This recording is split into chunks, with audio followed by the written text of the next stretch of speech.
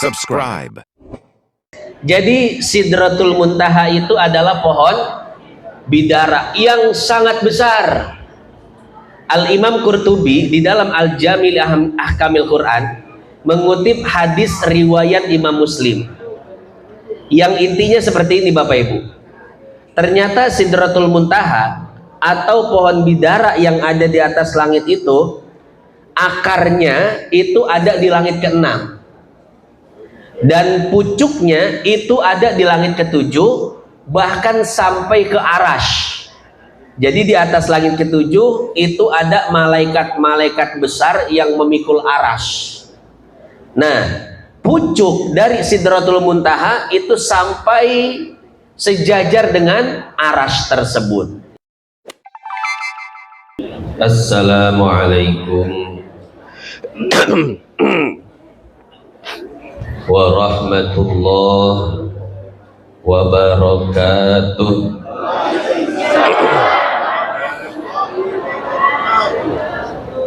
Ila hadratin nabiyil mustafa sallallahu alaihi wasallam, thumma ila ruhil imam syekhil islam Jalaluddin al-Mahalli wa Jalaluddin as-Suyuti wa usulihima wa furu'ihim syai'un lillahi lahumul fatihah.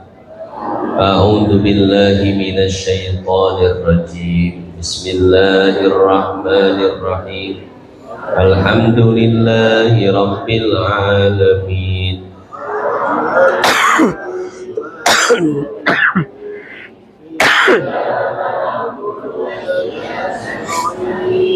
Ihdinas siratal mustaqim, siratal ladzina an'amta 'alaihim ghairil maghdubi 'alaihim waladdallin.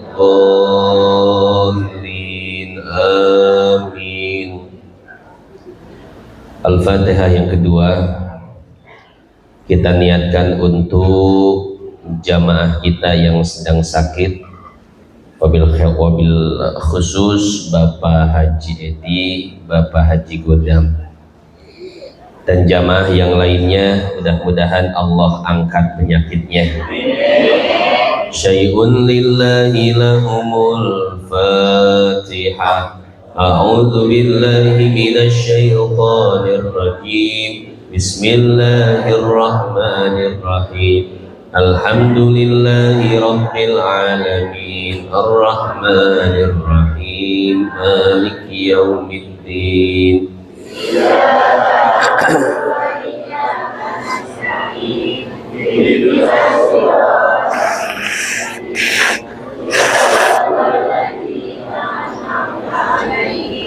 Ghairil maghdubi 'alaihim waladdallin.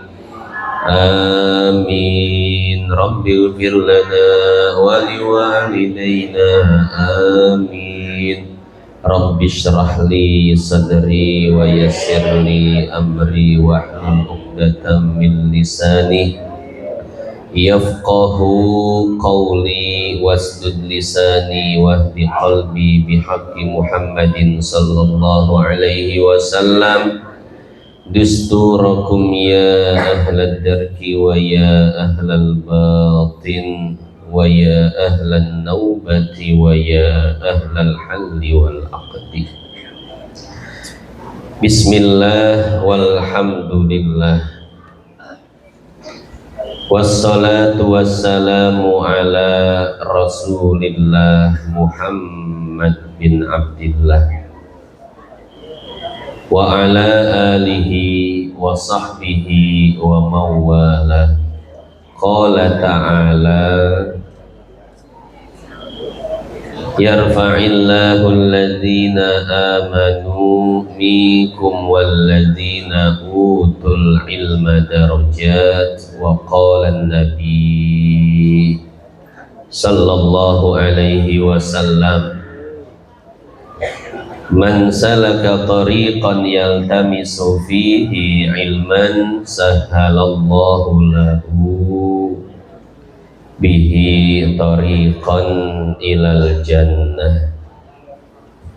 Yang saya hormati dan saya muliakan segenap hadirin wal hadirat jamaah Majlis Ta'lim Aisyah Masuni, wabil khusus sahibil majlis, orang tua kita Bapak Haji Omin dan Ibu Hajjah Kokom beserta keluarga, wabil khususil khusus yang saat ini menemani saya, yaitu Kang Haji Adit. Kita doakan mudah-mudahan beliau sekeluarga Allah sehatkan badannya, dipanjangkan umurnya, dimudahkan segala urusannya, dikabul segala hajat-hajatnya. Guru kita Al-Ustadz Haji Basit, Al-Ustadz Hashim, dan guru-guru yang lainnya. Orang tua kita Bapak Haji Risan, Bapak Haji Kasim, dan orang tua yang lainnya, para tokoh, para sesepuh, bapak-bapak, ibu-ibu, dan segenap kaum remaja yang mohon maaf tidak bisa disebutkan satu persatu namanya, namun tidak mengurangi rasa hormat dan takzim saya kepada beliau semua. Bapak Ibu yang dimuliakan Allah, hari ini adalah hari Sabtu tanggal 18 Januari tahun 2020.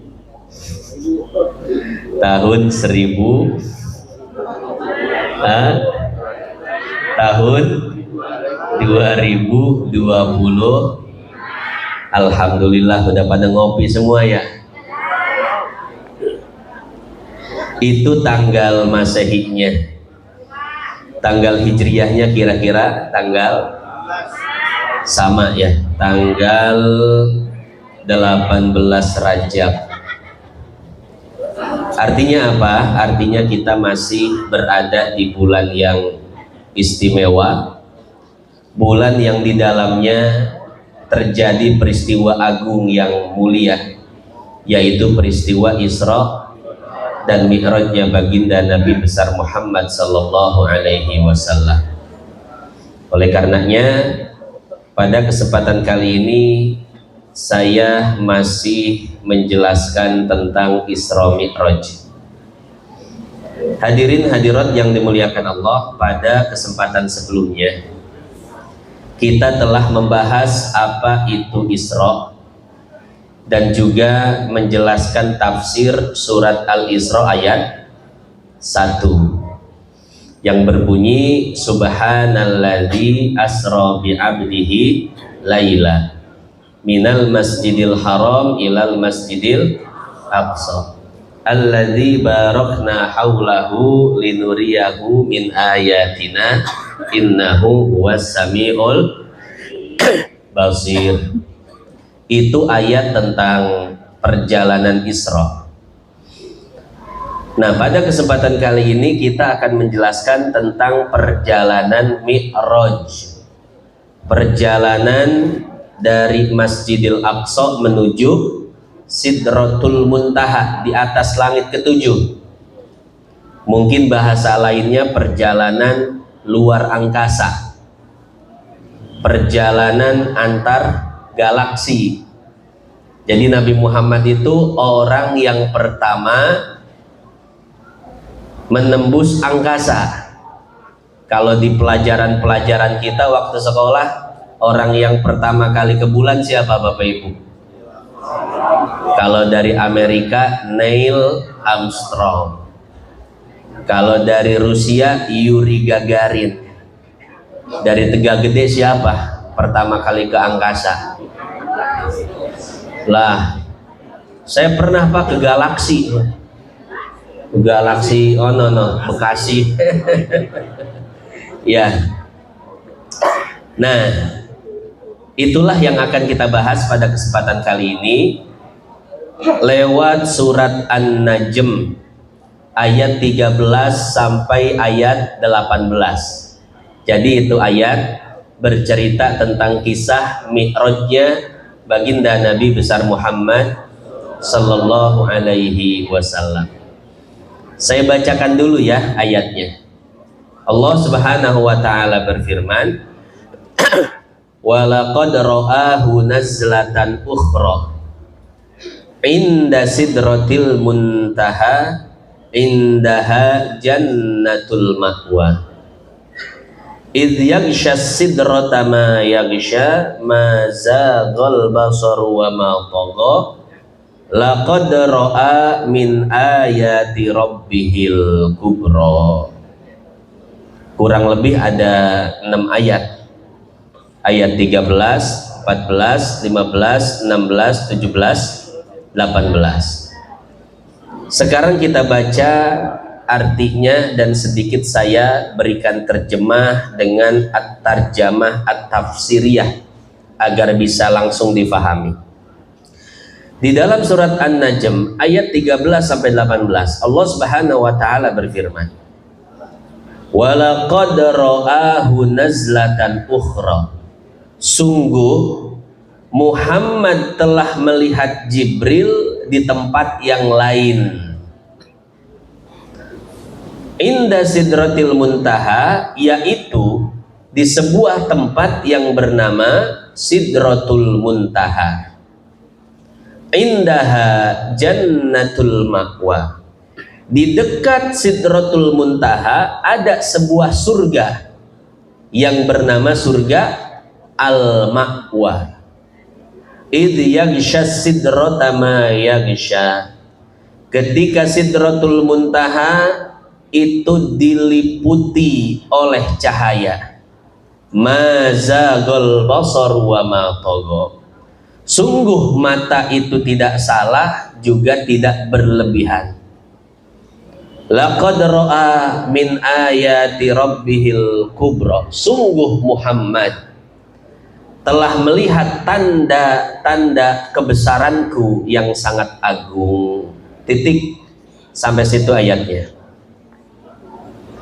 Hadirin hadirat yang dimuliakan Allah, seperti yang sudah kita jelaskan bahwa Al-Mi'raj adalah perjalanan Nabi sallallahu alaihi wasallam dari Masjidil Aqsa menuju Sidratul Muntaha dan terus naik sampai satu tempat yang bernama Al-Mustawa. Jadi ketika perjalanan Isra selesai dan berakhir di Masjidil Aqsa, Nabi sallallahu alaihi wasallam mengikat buraq di Masjidil Aqsa. Kemudian beliau masuk dan Jibril pun azan. Saat Jibril mengumandangkan azan, maka seluruh ruh para nabi dari zaman Nabi Adam sampai zaman Nabi Muhammad berkumpul untuk melaksanakan sholat 2 rakaat. Imamnya adalah baginda Nabi sallallahu alaihi wasallam. Sementara ruh para nabi dan rasul menjadi makmumnya. Selesai melaksanakan sholat di Masjidil Aqsa, maka ruh para nabi melepas kepergian Nabi sallallahu alaihi wasallam. Kemudian Allah menyediakan as-sulam an-nurani, tangga yang terbuat dari cahaya. Jadi perjalanan Mi'raj itu sudah tidak menggunakan buraq lagi, tapi menggunakan tangga cahaya. Singkat cerita, Nabi sallallahu alaihi wasallam menaiki tangga itu dan sampai di langit pertama. Di langit pertama, Nabi bertemu dengan ruh Nabi Adam alaihi salam.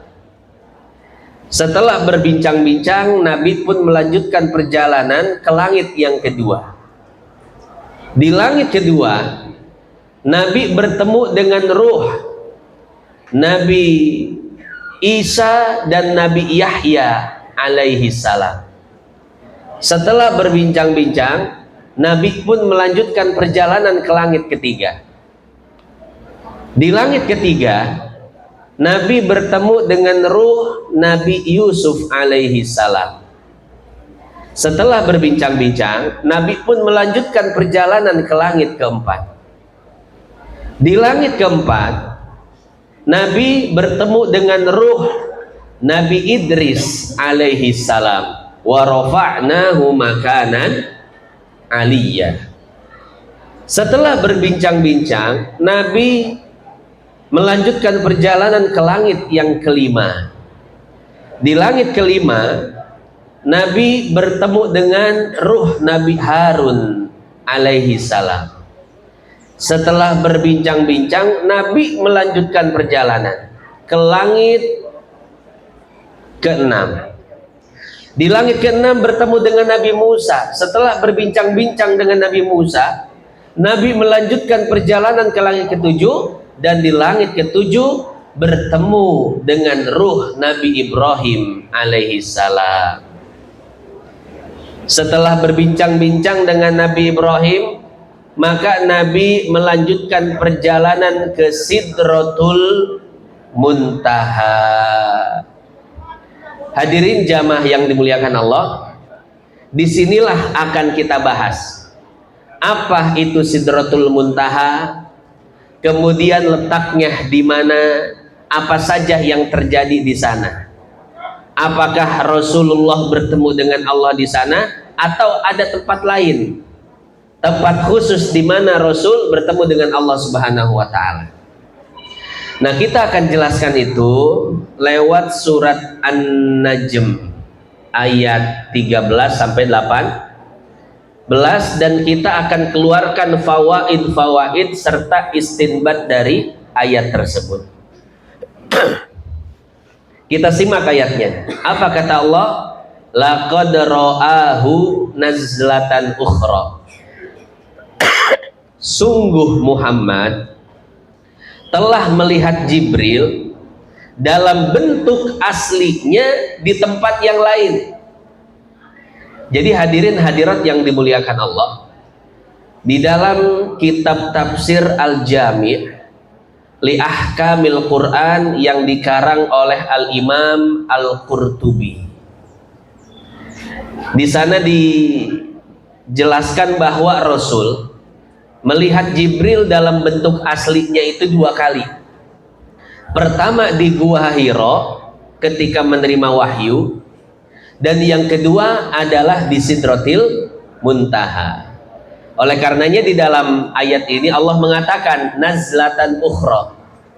Rasul melihat Jibril dalam bentuk aslinya di tempat yang lain. Inda Sidratil Muntaha, di manakah tempat Rasul melihat Jibril dalam bentuk aslinya untuk kedua kalinya? Dijawab oleh ayat yang ke-14, yaitu di sebuah tempat yang bernama Sidratul Muntaha. Apa itu Sidratul Muntaha? Dijelaskan di dalam tafsir Jalalain. Al-Imam Suyuti mengatakan wahia syajaratun nabqin. Sidratul Muntaha adalah pohon bidara.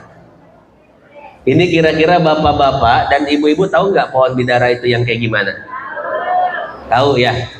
Itu banyak juga dijual tuh di pot ya, pohon bidaranya itu kecil.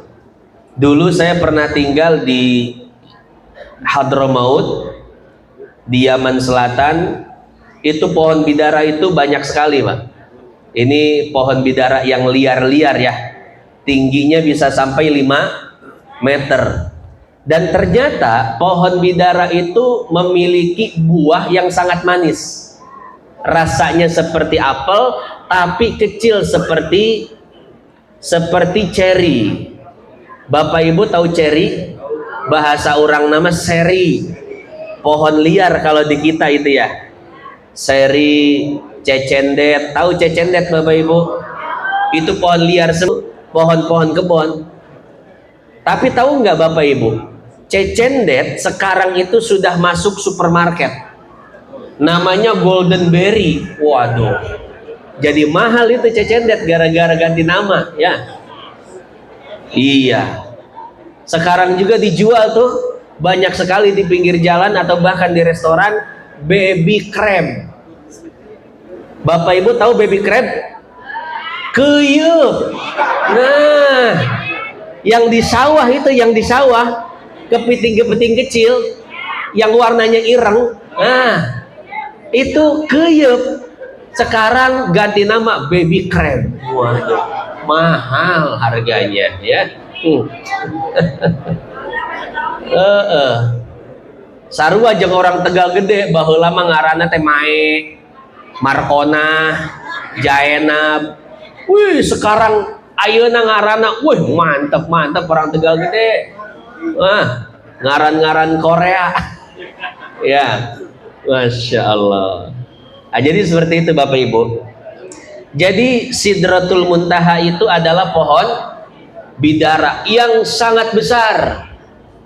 Al-Imam Qurtubi di dalam Al-Jamil Ahkamil Quran mengutip hadis riwayat Imam Muslim yang intinya seperti ini Bapak Ibu. Ternyata Sidratul Muntaha atau pohon bidara yang ada di atas langit itu, akarnya itu ada di langit ke-6 dan pucuknya itu ada di langit ke-7, bahkan sampai ke Arash. Jadi di atas langit ke-7 itu ada malaikat-malaikat besar yang memikul Arash. Nah, pucuk dari Sidratul Muntaha itu sampai sejajar dengan Arash tersebut. Ya, saking besarnya Sidratul Muntaha. Kemudian dijelaskan bahwa di bawah akar Sidratul Muntaha yajri nahroni, ada dua sungai yang mengalir, sungai Zohir dan sungai Batin. Kemudian sungai Zohir terbagi menjadi dua, kata Nabi. Yang pertama yaitu sungai Nil dan yang kedua sungai Efrat. Jadi aliran sungai Nil dan aliran sungai Efrat itu berasal dari surga. Makanya nggak heran Bapak Ibu, kalau sungai Nil dan sungai Efrat itu nggak pernah kering sampai sekarang. Umurnya itu sudah 30 juta tahun yang lalu. Kalau umur manusia baru berapa ribu tahun. Umur manusia itu dari zaman Nabi Adam sampai sekarang baru ribuan tahun. Tapi kan umur bumi ini sudah jutaan tahun yang lalu. Nah, terbentuknya sungai Nil ini sudah 30 juta tahun yang lalu. Ya. Nah, ini sungai yang mengalir dari aliran surga. Jadi sungai Nil ini Bapak Ibu tidak pernah kering dari zaman dulu. Cuman pernah kejadian di zaman Umar bin Khattab, sungai Nil ini hampir habis, sudah mengalami surut yang sangat luar biasa. Begini kisahnya. Ini dijelaskan di dalam kitab yang dikarang oleh Syekh Mahmud Al-Misri yang sudah diterjemahkan oleh Ustadz Abdul Somad ke dalam bahasa Indonesia. Jadi sungai Nil itu sungai yang 30 juta tahun yang lalu tidak pernah kering. Dan mereka penduduk Mesir itu punya tradisi setiap tahunnya di bulan ke-10, bulannya orang Mesir namanya bulan Bunah. Jadi mereka punya tradisi harus melempar anak gadis perawan setiap tahun ke sungai Nil. Agar apa? Agar sungai Nil itu tidak kering. Ini merupakan mitos dan kepercayaan mereka, dan sekaligus ini sudah menjadi tradisi orang-orang Mesir ketika itu. Ya. Nah, ketika umat Islam menguasai Mesir dan yang menjadi gubernur Mesir ketika itu adalah Amr bin Al-As, maka pemerintahan Islam menghentikan tradisi tersebut karena berlawanan dengan tradisi-tradisi dan keyakinan Islam. Ya. Akhirnya dihentikan. Di Mesir tidak boleh lagi ada tradisi melemparkan anak gadis ke sungai Nil, karena itu bertentangan dengan ajaran Islam. Dihentikan. Ketika tradisi itu dihentikan, apa yang terjadi Bapak Ibu? Ternyata Sungai Nil itu surut sesurut-surutnya, bahkan hampir kering total. Lalu orang-orang Mesir datang ke Amr bin Al-As, wahai gubernur, ini sungai Mesir, Sungai Nil hampir kering. Gara-gara kita menghentikan tradisi melempar anak gadis karena kan melempar anak gadis ke sungai taruhannya mati, Pak. Ini kan merupakan tumbal ya, dan bertentangan dengan ajaran Islam. Setelah kita menghentikan tradisi tersebut, coba lihat itu Sungai Nil. Dia sudah tidak lagi mengalirkan airnya. Ya, wahai gubernur, ayo kita mulai lagi tradisi tersebut agar Sungai Nil ini mengalir deras seperti biasanya. Amr bin Al-As bingung, Bapak Ibu.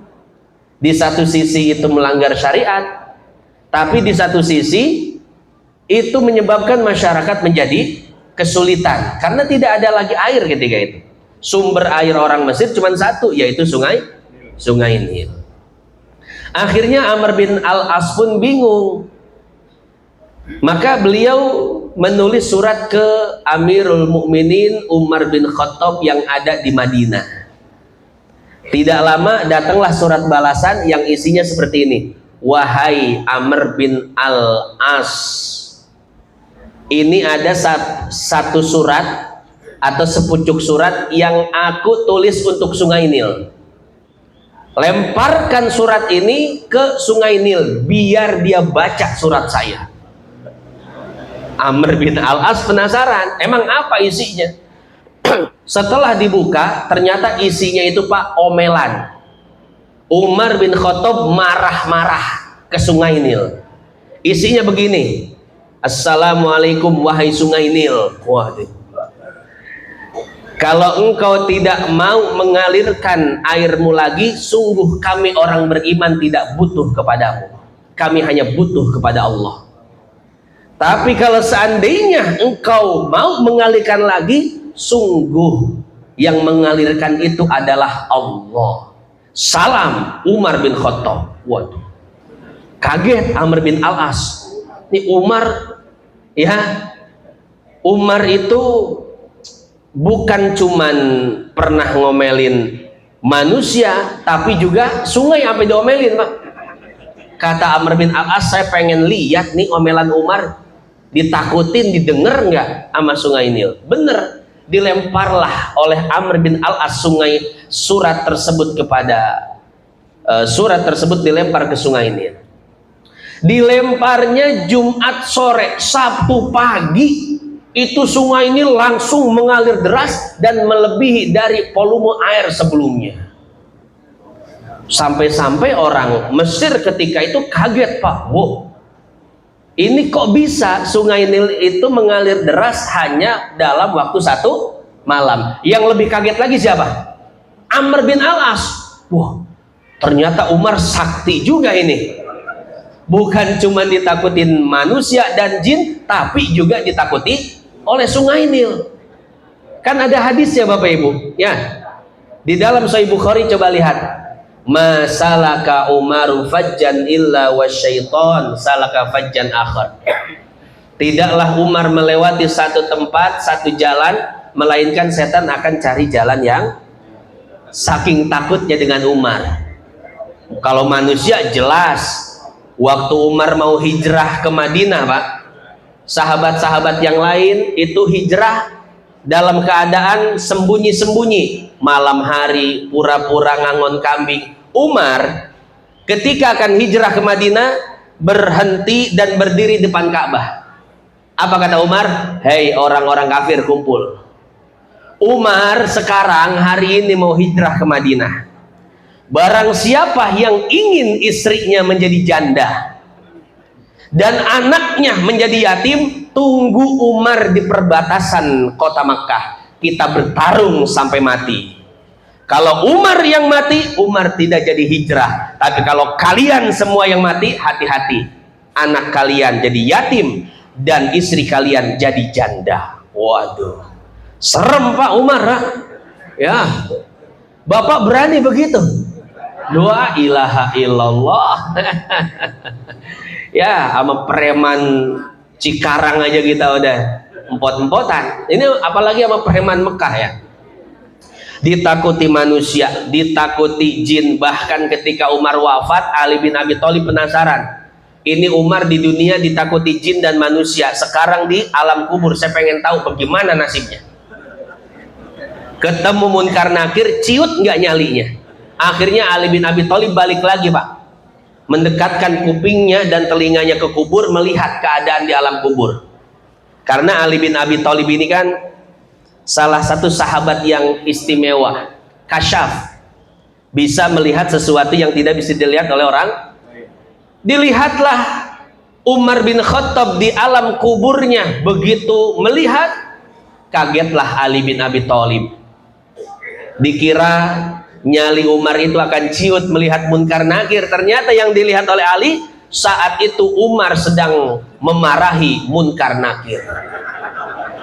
Itu Pak, Munkar Nakir diomelin gara-gara datang pakai wujud yang sangat menyeramkan. Apa kata Umar? Hei Munkar Nakir, sini. Dipanggil. Apakah seperti ini kalian datang kepada orang-orang beriman? Pulang. Diusir. Masya Allah. Laporlah sama Allah, ya Rob, ini hambamu kok begini. Kata Allah, yang model begitu mah gak usah ditanya-tanya. Karena ada beberapa orang soleh Pak, yang di alam kubur itu nyeleneh ya.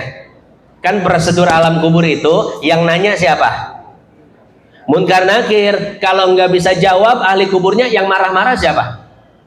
Munkar Nakir. Kan prosedurnya begitu ya, SOP-nya. Lah ini mah ada beberapa orang yang nggak sesuai prosedur alam barzah. Salah satunya Umar. Belum ditanya udah marah-marah. Ini luar biasa. Pernah Imam Sibawayh juga ditanya Munkar Nakir, man rabbuka wa man nabiyuka. Kata Imam Sibawayh apa? Kar. Wih, mantep banget. Sebelum saya jawab pertanyaan kalian berdua, saya tanya dulu, man dalam ilmu nahu i'robnya apa? Dia lil akil atau li ghairi akil? Dia ma'rifah atau nakiroh? Waduh, kata Munkar Nakir, nih orang ditanya malah balik nanya. Lapor sama Allah, ya Rob, ada hambamu yang model begini. Kata Allah, udah kalau yang begitu mah tinggalin, gak usah ditanya-tanya, pusing sendiri ente berdua. Ketemu lagi orang yang namanya Yazid bin Harun, seorang ulama ahli hadis, gurunya Imam Ahmad bin Hambal. Semasa hidupnya sholat isya dan sholat subuh hanya satu kali wudunya. Jadi wudunya sholat subuh Bapak Ibu itu wudunya sholat isya. Berarti kan dari isya sampai subuh nggak batal ya? Masya Allah. Dan itu dilakukan selama 40 tahun oleh Imam Yazid bin Harun. Ketika di alam kubur ditanya oleh Munkar Nakir, Yazid bin Harun, man rabbuka wa man nabiyuka wa ma qiblatuka wa ma imamuka. Apa jawaban Yazid bin Harun? Munkar Nakir, kalau pertanyaan itu saya udah apa? Jawabannya aja saya udah tahu. Bahkan ketika di dunia saya ajarkan kepada murid-murid saya. Emang gak ada pertanyaan lain? Waduh, minta soal yang lain Pak. Ini luar biasa. Ya, jadi memang ada orang-orang yang nyeleneh seperti itu di alam kubur. Kenapa? Karena kemuliaan mereka, derajat mereka yang sangat tinggi di sisi Allah. Di sisi Allah, ya. Karena Umar bin Khattab itu semasa hidup pernah bertanya pada Nabi. Ini dijelaskan di dalam kitab Al-Fawaid Al-Mukhtar. Jadi kata Umar begini, Nabi, nanti di alam kubur dan di akhirat, apakah ingatan saya dan keberanian saya masih seperti sekarang ketika di dunia? Kata Nabi, ya betul. Kata Umar apa? Izan, kalau begitu tidak ada kekhawatiran buat saya. Waduh, mantap. Makanya di alam kubur itu Umar nggak ada takut, nggak ada khawatir dan lain sebagainya. Sama nanti di padang mahsyar dan di akhirat, ya. Nah, ini kira-kira kita bisa nggak kayak Umar bin Khattab tuh ditanya Munkar Nakir marah-marah. Sugan ya tuh ibu-ibu masukan gitu. Lah kan ibu-ibu ditilang ke polisi ge ambek-ambekan. Sugan we ditanya ku Munkar Nakir, sia nanya ke aing pusing. Keur di dunia ngepel, nyapu, ngurus budak, mandian budak. Pusing aing ulah ditanya-tanya. Sugan we Bu, ibu-ibu Cikarang Tegal Gede mah kitu. Ya Allah ya Rabb. Ya, jadi seperti itu. Tapi begini Bapak Ibu, walaupun kita tidak bisa sampai derajat seperti itu, minimal ketika mengalami pertanyaan kubur kita bisa menjawabnya dengan benar. Amin ya Rabbal. Itu kakuburan sih nya. Tadi keur ngabahas naon ya? Ngabahas Sungai Nil. Jadi Amr bin Al-As itu kaget sekali. Ini Umar sosok yang sangat luar biasa. Sungai Nil saja sampai takut. Sampai-sampai yang tadinya hampir kering surut dalam waktu semalam sudah mengalir dengan sangat deras sekali. Di Sabtu pagi orang-orang keluar rumah dan berbahagia. Ya, karena Sungai Nil mengalir lebih deras, bahkan lebih banyak ketika itu. Nah, setelah itu Pak, dari semenjak kejadian itu sampai sekarang Sungai Nil nggak pernah surut lagi. Ya, nggak pernah surut lagi. Itu merupakan karomahnya Umar bin Khattab. Nanti kalau Kalimalang surut gitu Pak. Kalau Kalimalang surut, wah, assalamualaikum. Kalimalang, salam dari ibu-ibu Tegal Gede. Wah tuh, itu Kalimalang belum selesai baca surat udah ngalir gede. Wah, ngeri, ibu-ibu Tegal Gede mah ngeri gede. Ya begitu ya. Nah, itu salah satu kisah tentang Sungai Nil. Ini kalau dipikir-pikir ini berarti kan jimatnya Umar bin Khattab Pak ya. Jadi Umar bin Khattab bikin jimat juga. Ini berkaitan dengan jimat, para ulama juga ternyata sering bikin jimat juga. Al-Imam Ahmad bin Hambal pernah kedatangan orang yang sakit panas. Kemudian Imam Ahmad bin Hambal mengambil kertas dan pena, lalu dituliskan ayat, Kulna ya naru kuni bardaw wa salaman ala Ibrahim. Ini ayat kisah tentang Nabi Ibrahim ketika Nabi Ibrahim akan dibakar oleh Namrud. Allah Subhanahu wa taala berfirman, wahai api yang panas, hendaklah engkau menjadi sejuk di hadapan Ibrahim sehingga bisa menyelamatkannya.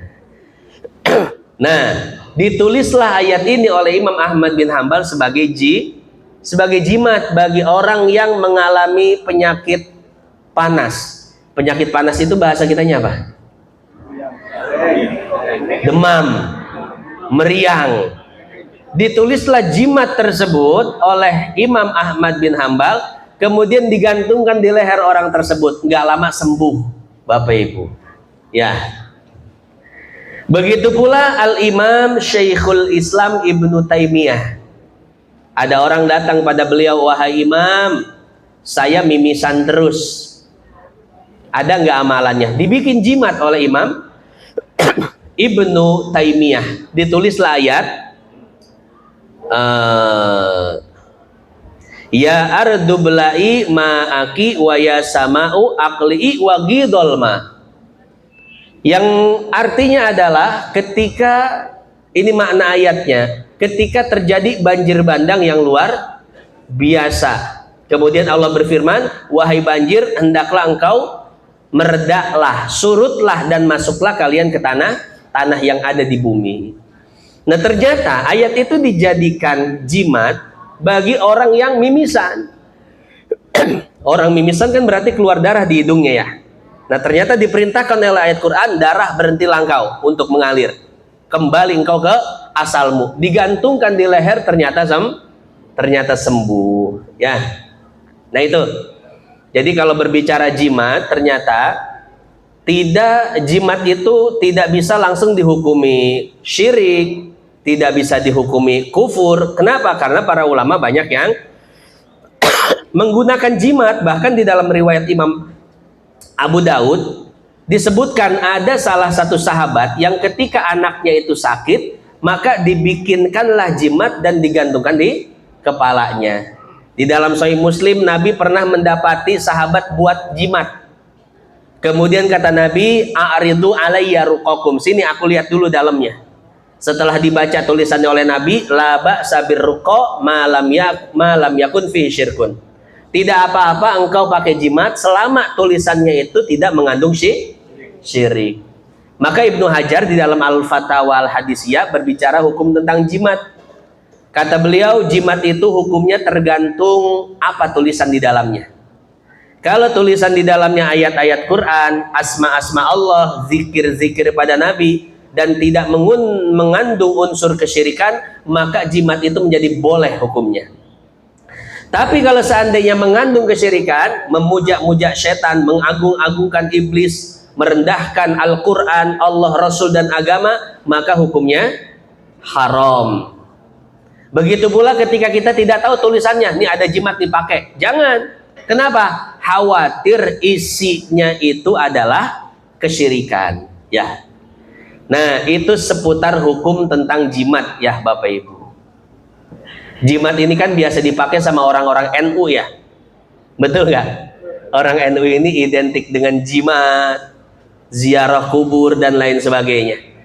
Makanya orang NU sering dikatain tuh sama Islam modern, sama sebagian Muhammadiyah, NU terbelakang, NU tidak sesuai dengan perkembangan zaman, apalagi oleh orang Salafi. NU musyrik ziarah kubur, musyrik pakai jimat, musyrik. Orang NU itu banyak tahayulnya, betul nggak Bapak Ibu? Itu tuduhannya seperti itu ya. Cuman ternyata apa yang dianggap tahayul, dianggaplah keterbelakangan, di zaman sekarang itu sudah bisa diilmiahkan Bapak Ibu. Contoh ya, contoh kegiatan ziarah kubur deh. Ziarah kubur kalau dianalisis dengan perspektif sosioantropologi, wah naon tata. Ini kira-kira sosioantropologi naon tak Bapak Ibu? Pokoknya gitu lah, ilmu tentang kemanusiaan, bagaimana asal usul manusia, terciptanya bahasa manusia, juga bagaimana perilaku manusia, itu ilmu sosioantropologi. Jadi dalam perspektif itu ternyata ziarah kubur itu merupakan satu ungkapan terima kasih kepada orang yang dulu pernah berjasa di dunia saat masih hidup. Seperti para wali songo berjasa dalam penyebaran Islam. Maka ketika mereka wafat, orang-orang hidup berziarah kubur ke mereka dalam rangka mengingat jasa-jasa mereka dan sebagai ungkapan terima kasih. Betul nggak Bapak Ibu? Makanya sebelum ziarah kubur itu Bapak Ibu, kita harus tahu siapa yang akan kita ziarahi. Kalau perlu tanya-tanya dulu sama orang yang tahu atau browsing sendiri. Saya pengen ziarah ke Sunan Gunung Jati. Siapa beliau? Cari tahu dulu. Setelah kita mencari tahu tentang riwayat hidup beliau, maka akan timbul kekaguman dalam diri kita kepada beliau. Ini orang sangat luar biasa, hebat, jasanya sangat besar. Ketika timbul kekaguman kepada beliau, kolbu kita mulai terkait dengan beliau. Ruh kita mulai tersambung dengan beliau. Ketika kita berziarah kubur, maka ziarah itu bukan sekedar badan kita, tapi ruh kita pun ikut ziarah. Kenapa? Kita sudah kenal, sudah tahu, dan sudah tersambung ruh kita dengan ruh beliau. Maka ziarahnya itu ya Masya Allah akan menjadi ziarah yang sangat berkualitas ya. Bahkan kalau tingkat ketakwaan dan kesolehannya itu tinggi, itu akan menyaksikan alam-alam gaib ya, akan menyaksikan pengalaman-pengalaman spiritual yang sangat luar biasa. Jadi ziarah kubur bisa diilmiahkan. Begitu pula jimat, wafak, rajah dan lain sebagainya. Ada penelitiannya Bapak Ibu. Bapak Ibu tahu nggak? Handphone, laptop, komputer dan lain sebagainya. Itu program-programnya bisa tercipta karena apa? Karena rumus kan, rumus angka-angka, rumus huruf-huruf, sehingga membuat apa? Membuat seseorang bisa berkomunikasi, mendengar suara orang lainnya dari jauh. Itu kan ada rumus-rumus matematisnya. Ya, ada ilmu programmernya, betul nggak? Bisa video call, bisa browsing internet dan lain sebagainya. Itu pakai rumus semua. Bapak Ibu tahu ilmu wafak, jimat, rajah itu apa? Isinya rumus. Rumus-rumus huruf, rumus-rumus angka. Kalau angkanya sesuai, hurufnya sesuai dengan rumus alam semesta, nanti alam semesta itu akan bergerak energinya. Oh ya, makanya ada jimat mendatangkan hujan, ada jimat menghentikan hujan, jimat ini itu. Karena memang itu energi-energi alam semesta itu bisa digerakkan dengan rumus-rumus huruf tersebut. Cuman orang sekarang langsung bilang, oh syirik, oh musyrik dan lain sebagainya. Tidak, itu ada ilmunya. Ya, kalau kita berbicara rumus-rumus, maka berarti teknologi zaman sekarang itu sebetulnya jimat modern. Betul nggak? Teknologi ini tidak terasa itu kan hasil dari rumus-rumus ya. Rumus angka, rumus huruf, itu jimat Pak. Ini jimat nih, HP ini jimat. Kita bisa ngomong sama orang di Jogja, sama orang di Kalimantan. Ya, tinggal diketik jimatnya. Tuh, saya naruh HP Pak. HP itu ada kata kuncinya. Kata kuncinya itu ada passwordnya. Baru ketika angkanya benar, hurufnya benar, HP saya kebuka. Nah, kemudian saya buka aplikasi, saya ketik nomornya 0800 sekian, orang yang ingin saya hubungi di Los Angeles. Waduh, mantap. Kumaha kebakaran nggak sencan. Ya, kan pakai rumus, pakai huruf dan lain sebagainya. Ini jimat, betul nggak? Orang dulu sama pengen komunikasi, ya ada jimatnya, ditulis jimatnya, hurufnya langsung semedi komunikasi dengan orang yang jauh. Jadi HP itu jimat, laptop jimat, tablet jimat, semuanya jimat modern. Itu teknologi, ya. Sampai sini paham Bapak Ibu? Waduh, karek ngadengi tata. Nah jadi seperti itu ya hadirin jamaah yang dimuliakan Allah. Aduh, sok kemana-mana ngejelaskan deh. Inda sidratil muntaha. Ya, kita kembali ke sidratul muntaha. Jadi sidratul muntaha itu pohon apa? Pohon bidara yang sangat besar. Di bawahnya mengalir dua sungai, sungai Zohir, sungai batin. Sungai Zohir di dunia, Nil dan Furat. Sungai batin berada di dalam surga. Ya. Indaha jannatul ma'wa. Di sisi sidratul muntaha itu ada surga al-ma'wa. Kata Imam Qurtubi, waqila hiyal jannatul lati awa ilaiha Adam. Jannatul ma'wa yang ada di pinggir sidratul muntaha itu adalah surga dulu tempat Adam pernah tinggal sebelum diusir dari surga dan diturunkan ke dunia, ya. Nah, setelah melihat keindahan sidratul muntaha, buahnya yang sangat besar seperti qilalu hajar, seperti gentong. Jadi buah bidara sidratul muntaha itu sebesar gentong tempayan kata Nabi, qilalu hajar. Dan daunnya seperti adzanul fialah, seperti telinga gajah. Bahkan di dalam riwayat lain, satu daunnya saja bisa menaungi seluruh umat manusia, saking besarnya sidratul muntaha. Nah, dari sidratul muntaha itu Rasul naik ke satu tempat yang bernama Al-Mustawa, bertemu dengan Allah Subhanahu wa Ta'ala. Dan itu sudah kita jelaskan ya. Jadi pertemuan dengan Allah itu dimulai dengan ucapan salam. Apa salamnya Nabi kepada Allah? At-tahiyyatul mubarakatus salawatut. Kemudian Allah menjawab, Assalamu alayka ayyuhan nabiyyu Nabi menjawab lagi, assalamu alaina wa ala ibadillahis. Nah, ungkapan perbincangan Allah dan Rasulnya di Al-Mustawa diabadikan di dalam tahiyat sholat rokaat terakhir. Ya, setelah berbincang-bincang dengan Allah Subhanahu Wa Taala dan mendapatkan perintah sholat 5 waktu, Rasul turun ke Sidratul Muntaha, ke langit ke-7, ke langit ke-6, bertemu dengan Nabi Musa alaihissalam. Nabi Musa bertanya, wahai Rasul, dapat hadiah apa dari Allah? Kata Allah, kata Rasul, dapat hadiah sholat 50 waktu. Kata Musa, ya Rasul, irja fa inna ummataka la tutiqu dzalik. Kembali kepada Allah, minta keringanan. Kenapa? Karena umatmu tidak akan mampu melaksanakan sholat 50 waktu sehari semalam. Akhirnya Rasul balik Pak kepada Allah, minta keringanan, dikurangi oleh Allah 5 sholat jadi 45. Turun lagi bertemu Nabi Musa, disuruh balik lagi minta keringanan lagi karena umatmu tidak akan sanggup 45 waktu sholat. Minta keringanan pada Allah, dikurangi 5 lagi jadi 40. Turun lagi ketemu Nabi Musa, disuruh balik lagi minta keringanan, naik lagi diberi keringanan 5 lagi jadi 35. Terus sampai 9 kali balik.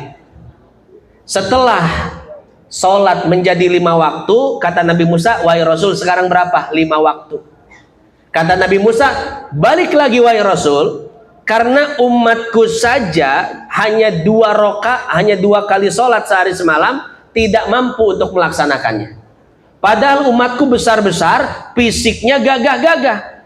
Umatmu wahai Rasul, ya laletik, kaum rebahan, komodai Gen Z diomelannya pundung. Wah, 5 waktu sholat tidak akan mampu. Balik lagi kata Rasul, wahai Nabi Musa, aku sudah terlanjur malu, bolak-balik pada Allah.